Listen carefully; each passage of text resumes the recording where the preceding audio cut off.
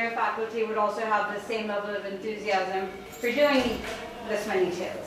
So we look forward to learning more about Ian. I also wanted to say that we're going to have a special event on Wednesday.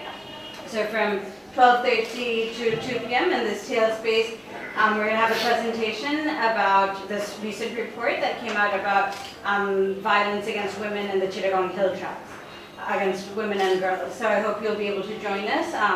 We're very fortunate that one of the authors of the report is very excited about presenting this here because she sees all of you and your peers as leaders, and she really wants to get more people involved and informed in terms of raising awareness about injustices in the Hill Tracts. Okay, so I hope you'll all come. So please join me in welcoming Ian to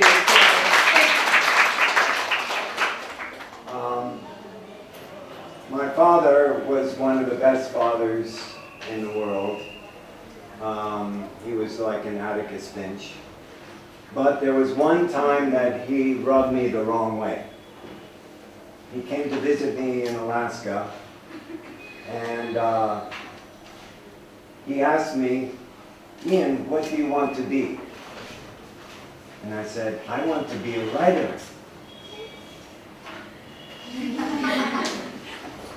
And he said, "Well, Ian, people like to collect seashells too."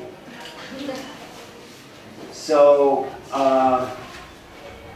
my father came from a tradition where you get a good job and you stay there for 30 years and you support your family. That's what you do. And so he was speaking from that tradition where he was wondering, yeah, but what are you going to do with your life? I want to be a writer. What? Huh? You got to be kidding me. So, what does it mean to be something? Some of you may already know you want to be a doctor or an engineer or a lawyer or president or prime minister or parliamentarian or whatever you want to be.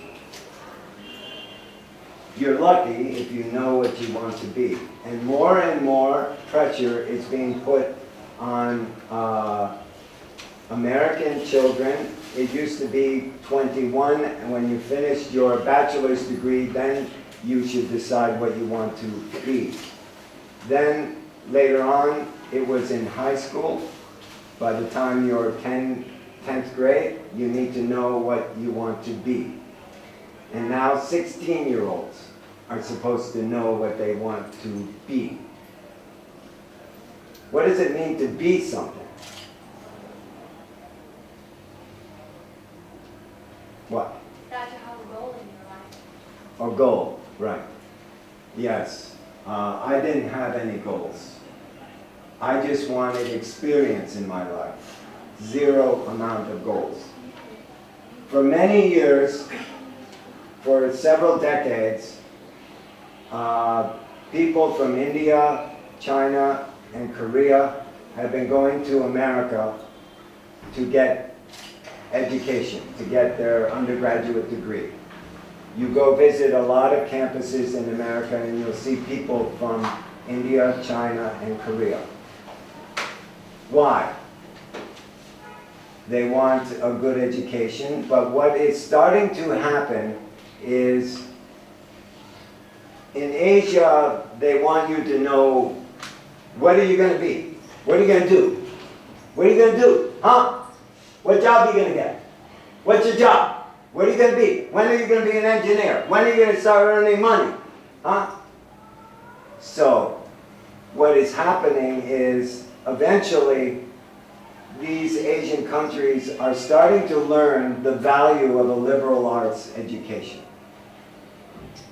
You will start seeing more and more liberal arts universities popping up in Asia.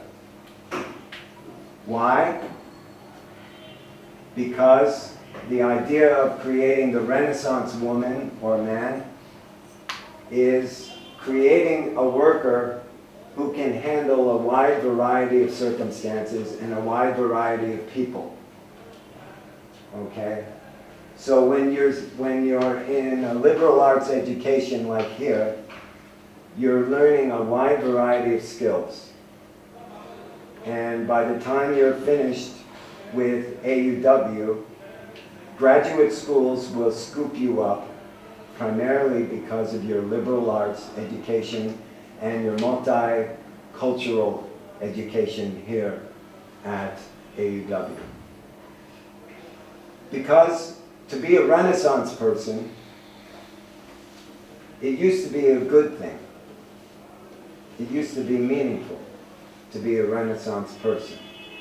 That means somebody capable of having a conversation about art, about science, about politics, about chess, about anything. A wide variety of things. So that when you are hired by a corporation, they know that you are going to be able to handle a wide variety of people. Let's say they send you to Europe to score a deal with Europe. You have to be able to discuss a wide variety of topics with a wide variety of people, even people you don't like. You meet somebody right away and you go, oh, I hate this person inside. But you have to negotiate with them, okay? You've got to get along. You got to make a deal.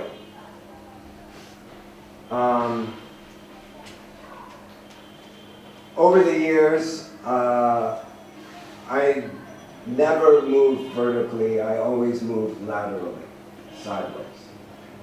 And over those years, I did a wide variety of jobs to pay my bills. One time, I told the landlord I would paint the house for rent. And the landlord gave me 2 months' rent for painting the house. One time, I was a gardener for wealthy people. One time, I was a counselor for suicidal teens. One time, I was a radio show host. One time, I was a stage manager for an off-Broadway theater. One time, I went door to door selling vacuum cleaners. Hi, you want to see how great this thing sucks? I failed as a vacuum cleaner salesman. I didn't make too much money. One time I was a child care worker. I changed diapers. I did that all day long. One time I was a tree planter. I climbed up in the logged areas where the forest was gone and I planted trees. All this time I was just raising enough money to live. And I will go quickly through the 16 choices that I made, lateral choices in my life that brought me here. I'll go through them rather quickly and then I will discuss with you what to anticipate if you choose to live a lateral life. Things that you need to do, okay? So I went to university at the University of Colorado in Boulder, Colorado, which is a fancy little town. And while I was there, I found myself living with a drug dealer who was dealing cocaine. And he came from New Jersey, and he had a fancy house in Aspen where you go skiing, and he was very rich. And I did 1 year at the University of Colorado, and I told my father, I can't be here anymore because I'm associated with criminals, and I have to get out. So my father suggested that at that time, I go on a journey called Semester at Sea, which was sponsored by the University of Colorado at that time. And he said, if you earn half the money, I'll pay the other half. So I got a summer job, and I raised $3,000, and he paid the other $3,000, $6,000 to go around the world on a ship and study and get credit. We went to Japan, Taiwan, Philippines, Hong Kong, Indonesia, Sri Lanka, India, Egypt, Greece, and Spain, and then back to Florida. On that journey, I changed because I saw the world. And I also spent time with scholars like the man who wrote, Arthur C. Clarke, who wrote 2001 Space Odyssey, and a Japanese bluegrass band, and the famous Don and Giants, who were dancers, famous dancers in India. And it changed my life because in every port of call, I went by myself. I hitchhiked around. And, but somewhere in India, I was changed forever. Because everywhere I went in southern India, I had 20 children following me everywhere I went. 20 children. Everywhere I went, they were with me. I couldn't get rid of them. And so I have a picture of them in front of, and next to my bed. I look at them every night, and I remember what it was like, what changed inside of me by taking that lateral move, okay? Then I came back and where was I going to go to school? I had University of Colorado and I had semester at sea, but I didn't know where to go. My aunt in Seattle, which is in the way northwest of America, she suggested I go to this hippie school called Evergreen State College. At Evergreen State College, there are no grades. No grades. Can you imagine no grades? Yes. I just... So what you would do is you'd write a self-evaluation, and then the professor would write an evaluation of your work that semester. And at Evergreen State College, there were hippies from New York, hippies from San Francisco, hippies from everywhere. And also the professors were sort of hippies too. They dropped out of the Ivy League, they dropped out of Harvard and Yale and all those East Coast schools because they wanted more creativity in their teaching. So Evergreen State College was completely different than the school at, the gigantic school at the University of Colorado. I never forget, we would, on the way to class, we would pick magic mushrooms. They're hallucinogenic mushrooms that you pick on the trail on the way to class, and we would eat them, and we'd go to class, and we'd sit in class going, wow, that's the most amazing thing I've ever heard. And that's where I got into theater and writing. Then at the end of that escapade, I needed some more credits, and there was a program that my father told me about called the Studying Elizabethan Literature at Oxford University. So I went to Oxford University, which is the complete opposite of Evergreen State College. All right? Oxford University is where all universities are modeled after. Harvard and Yale, I mean, they model themselves after it. And when I got there, I was so amazed to have a professor who was my own personal professor. He would meet with me twice a week, and he tried desperately to teach me how to write iambic pentameter, which was Shakespeare's poetry. And I failed. This is like Swinburne. This is not Shakespeare. This is like someone else. This is not right. This is not right. And he had gray hair that went out to here and a gray beard that went down to here. And he would wear his robes, and he would only ride a bicycle around town. So he would, when you see him go by, he would be riding a bicycle with his black robes and his gray hair flowing. His name was Nigel Frith. and he wrote science fiction. And it was at Oxford that I realized I don't know anything. I realized I didn't know anything. I had to get some information somewhere. I had a lot of experience, but I did not know anything. So after Oxford, I applied to graduate school in writing. I got into graduate school, but, transition word, I fell in love with a girl who was a Buddhist, and she lived at a Buddhist monastery in Massachusetts. So, which do you think I chose? Going to graduate school? So, I should have gone to graduate school. It's just 2 years. Just do it. Do it.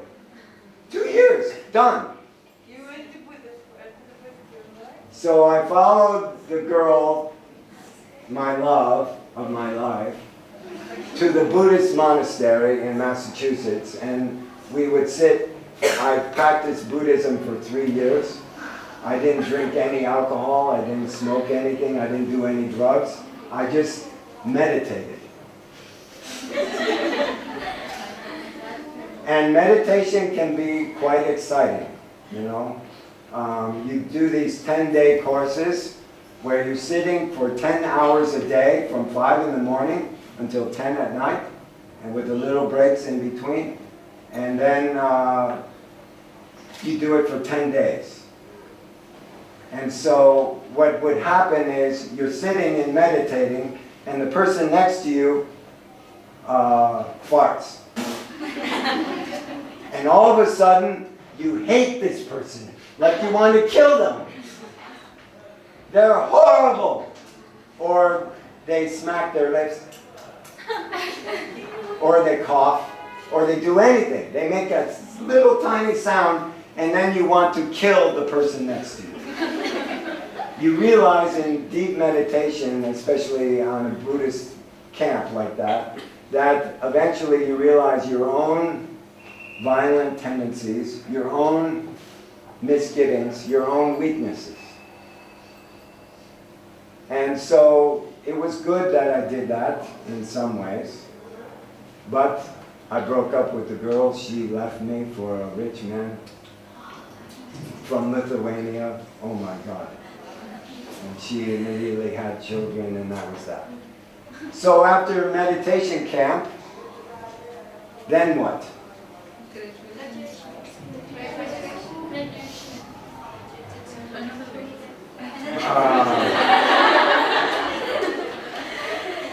No, I decided there are times when you don't know what to do, right? What do you do? So I'll talk more about that later. So instead, I went to my sister's place back in the great Northwest, and I started building a house to live in. The house that's Yes, it was a house that cost me $200 to build. Mostly, I built it out of wood that was left on the land after the logging company took off. And I made the roof I made the shingles, 4-foot shingles. And a lot of the materials you can get to build a house from what people throw away. So all the windows and doors and sinks and doorknobs and everything I got from what people threw away, garbage. And I built a house out of garbage. Out of the garbage wood left by a logging company. Mostly I spent money on nails and stovepipe. So I lived in that house for a couple of years, and I worked as a counselor for teenagers. And one day my sister arrived with her baby boy, and she gave him to me, and she said, "Wean him." He was breastfeeding, So to wean a baby means to suddenly no longer breastfeed. So I had a baby boy who no longer had mommy's milk. And he screamed and screamed and screamed and screamed. All right? He didn't shut up for the whole time. I thought I would take him camping. Right? So I went camping. And all the people in the campground hated me. Because the baby boy was screaming and screaming and screaming for mommy's milk. Okay. But I weaned him. By the time he got back, he no longer wanted mommy. So my sister thanked me very much. Then I moved to San Francisco because I fell in love again. And San Francisco is a very amazing place. There's a lot going on there. Google, the high-tech industry, and San Francisco is a very fun city, but a very expensive city to live. I was there when there was a gigantic earthquake, and the woman I was with had just divorced her husband and had a baby boy. And so the baby boy was outside when the earthquake hit, and he about fell into a swimming pool. So I had to run and jump and grab him from going into the swimming pool. It was a messy situation. The father, the mother were spoiling the baby, and they hated each other. And so I decided to get out of there. And at that point, I decided to go someplace new, which was, I had fallen in love with the Pacific Northwest. So I wanted to go further. So I went all the way up to Southeast Alaska. And I started a business where I did textiles. I taught myself how to do sewing and bend metal for boats, for sailboats, for fishing boats. And I taught myself how to do this. And I also bought a piece of land on a deserted island, and I built a cabin on that deserted island, and lived in Alaska, which was wonderful because the whales, the eagles, the wildlife. I wanted to live in a place that was always this way, nature. I wanted to live in one place where nature was the way it always was for thousands of years. And so I was there for 3 years. But the problem is, if you live in Alaska, there comes a time after 3 years, you either decide to leave or stay for the rest of your life. All my friends and family were down in the lower 48. That extra plane ticket costs a lot. So I went back down to the lower 48, to a place in Vermont. And I built another house of stone. Stonework teaches you a lot about life. You have to be patient, you have to be careful, and you can't stop. You have to keep going and going and going, like doing a puzzle. So I lived in Vermont for 12 years, 13 years. And I associated with the Breadloaf Writers Conference. I learned more about writing, and I started teaching at Middlebury College, writing. And then I fell in love again, and this time we got married. And we became firefighters. And then one day she came in and she said she wanted to become a Marine officer. She wanted to go to war in Iraq. So she came from a family of warriors, so I think that her family talked her into it. Rather than live this still life up in Vermont, she wanted excitement. So she moved laterally and she became a lieutenant in the United States Marine Corps. I went down, I quit my job, stupidly, and I followed her, and I was the Marine's wife. I took care of her knees, I rubbed her bad elbow, I cooked for her, I cleaned for her, I was the wife. But after a year and a half of that, and hanging out with Marines coming back from the wars in Afghanistan and Iraq, I learned a lot by meeting these guys and gals coming back from these wars. But then when it came time for Susie to go to war, she asked me for a divorce. She said, I don't want to be attached to anything in America. I want to go to war, and my Marines are my children. So she went. And I curled up on a bed for 2 weeks and cried. I didn't see it coming. I should have, but I didn't. And, but there comes a time when you have to get out of bed and continue living. And so I decided to set myself a goal of running a marathon, which is 26 miles. And I would run the Marine Corps Marathon in Washington, D.C., which is a very interesting course. And I trained for 6 months beforehand. And the night before the race, I started feeling very dizzy, and I started vomiting in the toilet because after training all that time and pounding on pavement, the rocks in my inner ear were disturbed. So I had what is called seasickness, motion sickness, the night before the race. So I called my sister and I said, have you ever had anything like this? And she said, yeah, I fell off a horse and I had exactly the same thing. There is a maneuver you can do that's on YouTube. Go to YouTube, find out the maneuver, and I did this. I inverted my head and turned it this way and that way. And then I was able to eat some chicken noodle soup and a soda pop.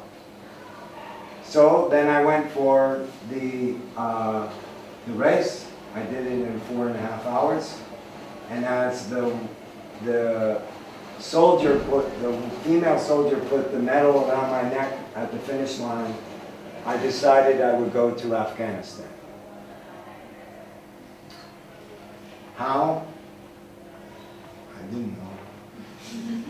I was in debt. My house was mortgaged. I had credit card debt.